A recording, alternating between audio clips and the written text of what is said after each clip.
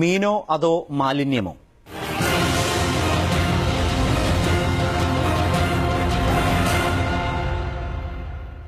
ഇതര സംസ്ഥാനങ്ങളിൽ നിന്നും കേരളത്തിലെത്തുന്ന മീൻ ഉൽപ്പന്നങ്ങളും മലിനമാണ്. കേരളത്തിലേക്കെത്താൻ തയ്യാറെടുക്കുന്ന നാഗപട്ടണത്തെ ഉണക്കമീൻ സംസ്കരണ കേന്ദ്രങ്ങളിലെ ഞെട്ടിക്കുന്ന ദൃശ്യങ്ങൾ ഏഷ്യാനെറ്റ് ന്യൂസിന്. മലയാളിക്ക് ആവശ്യമുള്ളതിന്റെ പകുതിയിലേറെ ഉണക്കമീൻ എത്തുന്നതും അന്യസംസ്ഥാനങ്ങളിൽ നിന്ന് തന്നെയാണ്. ഏഷ്യാനെറ്റ് ന്യൂസ് അന്വേഷണം.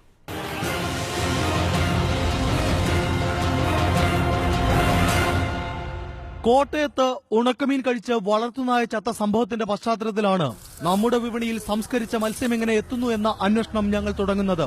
വടക്കുംചേരിയിലെ ഉണക്കമീൻ വ്യാപാരിയെ ഞങ്ങൾ കണ്ടു. കേരളത്തിലെ പൊതുവെ മീൻ കുറവാണ്. 20% താഴെ ഉണ്ടാവുള്ളൂ. മറ്റുള്ള ഭാഗത്ത് പുറത്തുനിന്ന് വരണം.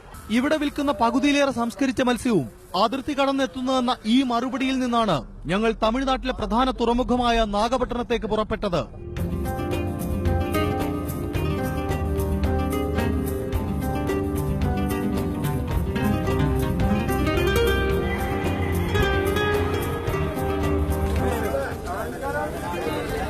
അവിടുത്തെ ചന്തയിൽ പച്ചമീൻ കയറ്റിപ്പോയ ശേഷം അഴുകിയ മത്സ്യം തരംതിരിച്ച് കൂട്ടിയിട്ടിരിക്കുന്നു.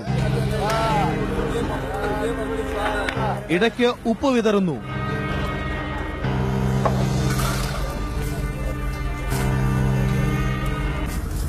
തിരക്കൊഴിഞ്ഞതോടെ സൈക്കിളിൽ കെട്ടിവെച്ച കുട്ടകളിൽ അഴുകിയ മീൻ നിറച്ച് പുറപ്പെട്ട ഈ മനുഷ്യനെ ഞങ്ങൾ പിന്തുടർന്നു. 2 കിലോമീറ്റർ അപ്പുറത്ത് അക്കരപ്പേട്ട എന്ന തുറമുഖ ഗ്രാമം. ഗ്രാമത്തെ ചുറ്റി കണ്ടാലറയ്ക്കുന്ന മാലിന്യച്ചാല്. അതിന്റെ കരയിലേക്കാണ് മീൻ കൊണ്ടുപോയത്. കരണ്ടിയിൽ കോരി വെറും മണ്ണിൽ ഒരു ഉണക്ക്. പിന്നെ ഇവരുടെ ഊഴം കുട്ടകളിൽ കഴുകാൻ ഇറക്കിയിട്ടിരിക്കുന്നത് കണ്ടോ?